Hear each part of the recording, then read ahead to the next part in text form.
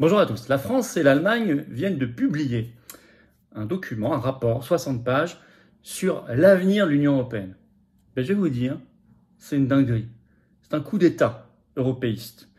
Et le même jour, la Commission européenne, par la voix de l'un de ses commissaires, que vous connaissez, Thierry Breton, ajoute un grain de folie.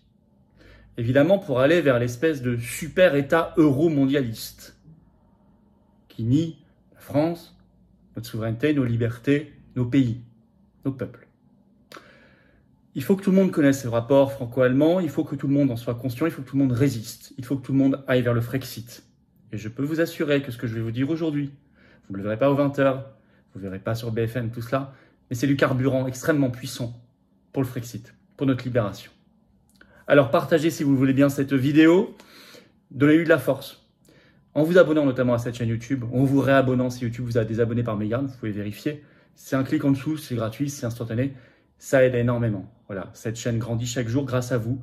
Merci à ceux qui ont pris ce dixième de seconde gratuit pour s'abonner à la chaîne ou se réabonner, parce que les algorithmes de YouTube vont mieux recommander et référencer la vidéo si vous êtes abonné plutôt que pas abonné, c'est tout. Et en plus, si vous êtes abonné, il vous suffit d'appuyer sur la petite cloche qui apparaîtra, d'activer la cloche, et vous êtes notifié dès qu'il y a une nouvelle vidéo ou un nouveau direct sur la chaîne, donc c'est pratique pour tout le monde. Grand merci, vraiment, de prendre ce dixième de seconde. N'oubliez pas que notre pétition nationale contre la loi SREN de censure qui est débattue depuis mardi à l'Assemblée nationale est sous la vidéo en description. Vous pouvez la signer, la relayer. Si ça n'est pas encore fait, c'est très important. On a déjà remporté une victoire. Grâce à cette mobilisation, ça a été souligné dans les médias, avec les patriotes qui ont été cités, le gouvernement a retiré son projet d'interdiction des VPN en France. Première victoire pour la liberté, il faut continuer. N'hésitez pas. Je vous attends, patriotes. Vous voyez, tous nos combats, là, ils sont concrets. Ils sont durs, ils sont ingrats parfois, mais ils sont nobles. Je dirais même qu'ils sont indispensables. Pour nous et les générations qui viennent, pour notre pays et notre humanité. Ce sont des combats qui se fondent sur des très belles valeurs de liberté, de souveraineté, de paix, de vérité, de dignité. Anti-oligarchique à 150%, mais j'ai besoin de vous. C'est le plus grand mouvement souverainiste de France, les patriotes, largement. Mais j'ai besoin de vous. Il faut que vous veniez, ou vous réadhériez si votre adhésion n'est plus à jour, ou vous fassiez un don au mouvement si vous en avez la possibilité. Voilà, sachant que tout ça c'est défiscalisé aux 2/3 pour vous, c'est prévu par la loi. Profitez-en. En plus des avantages personnalisés qu'on ajoute pour certains dons, adhésion, tout ça est expliqué sur notre site. Allez voir, ça vaut le coup. Comment on fait pour adhérer, réadhérer? C'est un premier lien qui est sous la vidéo en description. Ce lien, je l'ai mis également en commentaire épinglé. Je le mets maintenant sur une petite fiche qui apparaît sur l'écran. Et dans les dernières secondes de la vidéo, je l'ai mis en lien qui apparaît sur l'écran. Vous avez le choix. Faire un don de soutien au mouvement, c'est le deuxième lien sous la vidéo en description. C'est tout simple. Je vous rappelle que nous, on n'a pas les millions d'euros d'aide publique qui coulent sur nous comme sur les faux partis d'opposition qui n'en font rien. On n'a pas les copains grands banquiers, grands oligarques, grands médias. Non. Mais on a la force du nombre, du cœur, des convictions, de la sincérité, de la ténacité, de l'action, du rassemblement. Les dons sont nécessaires, très nécessaires aussi. Bravo aux donateurs, aux réadhérents, bienvenue aux nouveaux adhérents patriotes. Alors, Scholz, Macron, Ursula von der Leyen, une espèce de ligue pour pulvériser la France, les nations, nos libertés et imposer à un moment où l'Union européenne ne se sent pas bien, où elle prend l'eau. Et vous allez voir d'ailleurs, ils ont fait une espèce de lapsus inconscient, mais qui révèle tellement sur le nom de leur document. Je vous dis ça dans quelques secondes. Au moment où l'Union européenne prend l'eau, toute part, Lampedusa, marché européen électricité, les suites pénales sur l'affaire des SMS d'Ursula von der Leyen, etc. Ils veulent un coup d'État euro-mondialiste. Bon, c'est un rapport franco-allemand. Le Frexit est plus que jamais nécessaire. Alors d'abord, ce rapport franco-allemand délirant. Ensuite, on va aller voir la proposition de la Commission européenne qui s'ajoute à cela. Ce 18 septembre a été publié le officiel, je donne son nom officiel, rapport de la Commission franco-allemande, groupe de travail sur les institutions de l'Union européenne. Il est en ligne, il est juste en anglais. Mais moi, j'ai tout lu. Il fait 60 pages. Il a été rédigé par 12 présentés experts. Il a été remis en France au ministre des Affaires européennes ce 19 septembre. Ce groupe de 12 experts a été convoqué, c'est écrit par les gouvernements français et allemands, c'est un caractère très officiel. Et alors le titre de ce document, figurez-vous qu'ils ont choisi comme titre « Navigation en haute mer, réformer et élargir l'Union européenne pour le XXIe siècle ». Navigation en haute mer. Moi je vous dis qu'au moment où l'Union européenne coule à pic, eh bien, elle est touchée, il ne reste plus qu'à la couler. C'est un lapsus très révélateur de leur part. Bon. Alors, la presse en a parlé, pas beaucoup la presse française, mais par exemple Politico, Euractiv aussi, mais Politico a fait un grand papier là-dessus le 19 septembre. Alors, j'ai tout lu. D'abord, ça propose une liste, je cite, de premières étapes avant les prochaines élections européennes, donc ils veulent déjà des premières mesures avant juin 2024, plus, je cite, des réformes plus substantielles devraient être mises en œuvre au cours de la prochaine législature 2024-2029. Bon. Premier axe de folie, l'élargissement à fond. Il cite, je cite, plus de 30 pays membres de l'Union européenne, aujourd'hui 27, et ils veulent, je cite, une Union européenne prête à l'élargissement d'ici 2030, dans 7 ans. Alors bien sûr, vous savez, Ursula von der Leyen a cité les pays dans son récent discours sur l'état de l'Union, Moldavie, Ukraine, et tous les pays des Balkans occidentaux, Kosovo, etc. Deuxième axe de folie de ce rapport franco-allemand, et là c'est très grave, ils veulent contraindre les États membres par de la conditionnalité budgétaire. Je te donne de l'argent si tu fais ça, et ils veulent que ce soit maintenant officialisé. Au passage, merci pour l'aveu. Je vais vous citer un extrait de ce rapport que vous compreniez bien. Je ne vais pas vous citer beaucoup d'extraits, je vais citer notamment celui-là. Faire du mécanisme de conditionnalité de l'état de droit un instrument de sanction des violations de l'état de droit et plus généralement des violations systématiques des valeurs européennes consacrées à l'article 2 du traité sur l'Union européenne. S'il n'y a pas d'accord, étendre le champ de la conditionnalité budgétaire à d'autres comportements préjudiciables au budget de l'Union européenne et introduire une conditionnalité pour les futurs fonds européens. C'est très clair, ça veut dire en clair, dès que vous avez une attitude considérée comme contraire à l'état de droit, on ne sait pas très bien ce que ça veut dire, aux valeurs européennes, on sait encore moins ce que ça veut dire, aux intérêts budgétaires de l'Union européenne, par exemple, vous ne faites pas la réforme des retraites, on vous dira, ça va coûter à tout le monde, donc hop. Conditionnalité budgétaire, on ne vous donne pas les fonds. Si vous ne faites pas la réforme des retraites, la réforme de l'assurance chômage, si vous ne passez pas la loi de programmation des finances publiques, tout ça, j'en ai parlé sur ma chaîne, ou plein d'autres choses, si vous ne privatisez pas vos barrages hydroélectriques, etc., vous n'aurez pas votre argent, alors que vous contribuez quand même au budget européen. C'est ça que ça veut dire. Ou vous prenez des mesures contraires aux valeurs européennes. Et ils veulent, dans le même temps, renforcer l'article 7 du traité sur l'Union européenne qui prévoit les sanctions contre les États membres. Aujourd'hui, pour qu'il y ait une sanction votée contre un État membre, il faut l'unanimité -1. Le -1, c'est le pays concerné qui ne prend pas part au vote contre lui. Ça est logique, mais il faut l'unanimité des autres. Ils veulent remplacer cette règle par une majorité des 4/5. Donc on passerait de 100% à 80%.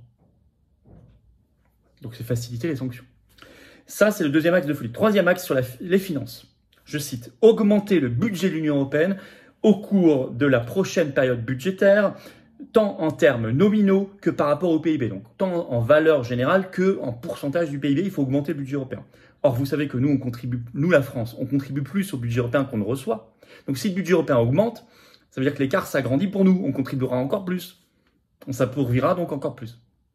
Au bénéfice demain de l'Ukraine, la Moldavie, le Kosovo, puis toujours la Roumanie, la Bulgarie, etc., la Pologne, etc. Ils veulent, je cite, de nouvelles ressources propres, ça veut dire un impôt européen, et ils veulent, je cite, permettre à l'Union européenne d'émettre une dette commune à l'avenir. Une dette commune de l'Union européenne. Là, on est pieds et poings liés. Quatrième axe de folie, ils veulent un noyau ultra-fédéral qui dépasse même les compétences de l'Union européenne, avec la France dedans, bien sûr. Je cite, envisager l'avenir de l'intégration européenne comme 4 niveaux distincts. Ils veulent ce qu'ils appellent le cercle restreint, notamment avec des pays qui ont l'euro. Il y aurait la France, bien sûr. Le deuxième niveau, c'est ce qu'ils appellent l'Union européenne. Donc vous voyez bien que si le deuxième niveau, c'est l'Union européenne, c'est que le premier niveau est plus intégré, plus fédéralisé que l'Union européenne. Donc on est vraiment dans une fédéralisation. Le troisième niveau, ils appellent ça les membres associés. Le quatrième niveau, la CPE, la communauté politique européenne, c'est le truc créé, inventé par Macron, qui n'engage pas à grand-chose. Bon. Mais en tout cas, ce qui est intéressant, ce qui est important à retenir, c'est ce cercle restreint. Cinquième axe de folie, ils veulent supprimer tous les droits de veto des États membres dans les domaines où il y en a encore. Donc ça veut dire affaiblir notre souveraineté nationale. Je cite, avant le prochain élargissement, transférer toutes les décisions politiques restant à l'unanimité vers le vote à la majorité qualifiée. C'est clair. Ils veulent passer pour tout ce qui reste à l'unanimité vers la majorité qualifiée, c'est-à-dire il faut 55% des États membres représentant au moins 65% de la population. Mais plus l'unanimité, donc vous perdez votre droit de veto. On parle de la politique étrangère et de défense, on parle des sanctions, on l'a vu, on parle des questions d'impôts, etc., qui sont aujourd'hui à l'unanimité. Ou la décision de sanctions contre des États membres étrangers. Aujourd'hui, par exemple, les sanctions anti-russes, il faut l'unanimité, il ne faudrait plus. Et puis 5, en fait, cinquième axe de folie, des fausses bonnes idées. Des trucs, quand on les lit vite, on se dit oui, c'est bien, tout. Et en fait, quand on creuse, c'est très pervers. Il y en a 3. 1. Ils veulent réduire le nombre de commissaires européens. Alors vous direz, c'est très bien, on a besoin de moins, ça nous coûtera moins cher et tout. Je suis pas du tout certain que ça nous coûtera moins cher parce qu'à mon avis, ceux qui resteront seront payés plus. Ça reviendra au même. Je les vois pas baisser leur budget, excusez-moi. Hein. Ou ils auront plus de collaborateurs, etc., plus de moyens. Ça reviendra au même. Mais c'est pas ça. C'est qu'aujourd'hui, vous avez le principe de, au moins, vous avez un commissaire par État membre. Ils veulent que ce ne soit plus le cas demain. Donc, c'est vraiment un principe fédéral.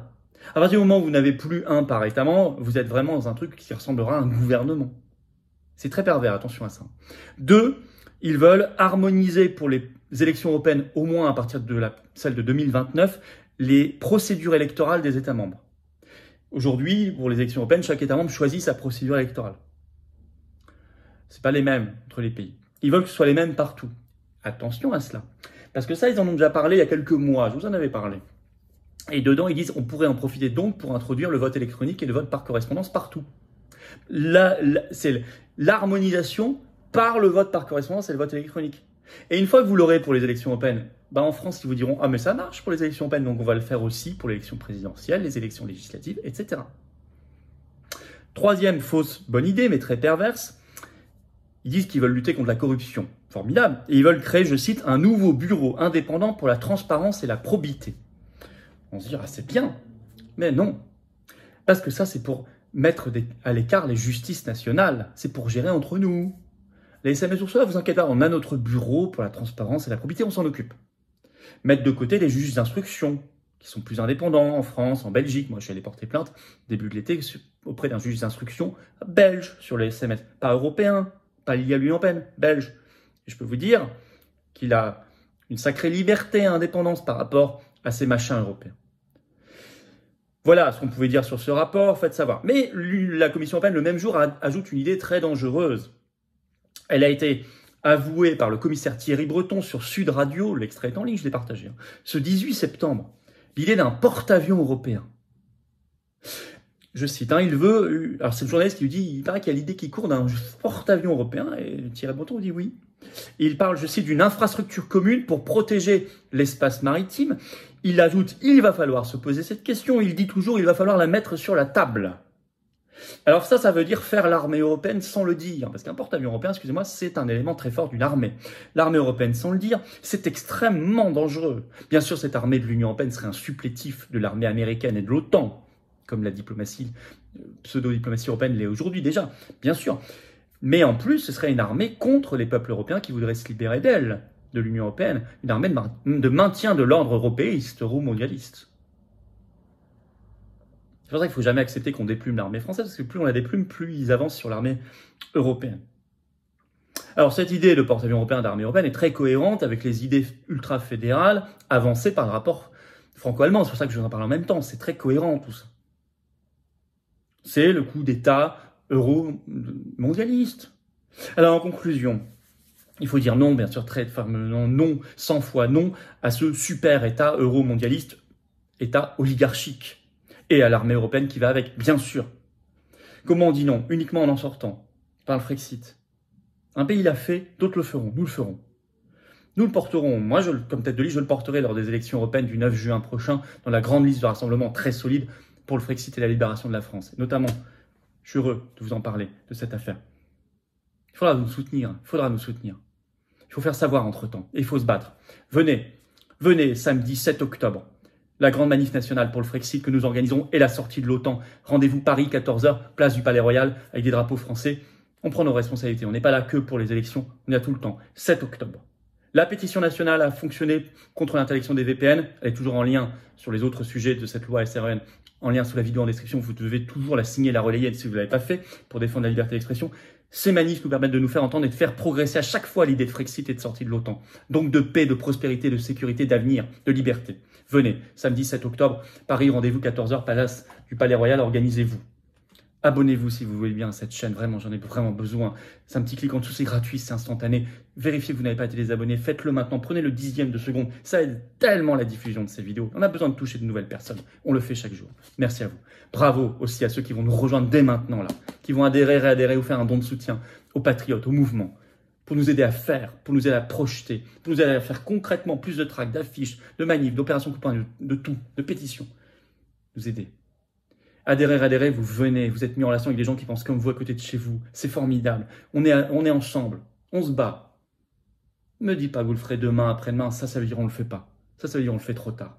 Venez maintenant. L'oligarchie, elle l'attaque. Elle nous attaque maintenant, pas demain, après-demain. Pas que, aussi maintenant. Adhérer, c'est facile, c'est le premier lien sous la vidéo en description. C'est un lien également en commentaire épinglé. Dans quelques secondes, il apparaît sur l'écran. Faire un don de soutien au mouvement, c'est le deuxième lien sous la vidéo en description. Tout ça est défiscalisé aux 2/3 pour vous. Si vous mettez 6 000 €, ça vous coûte 2 000. Je prends une somme très élevée pour ceux qui peuvent. Je cite passionnés qui peuvent. Faites-le. Ça vous coûte que 2 000 en fait, au lieu des 6 000.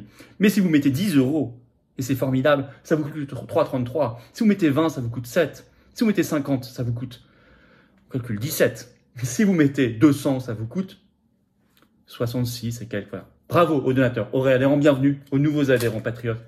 Vive la France!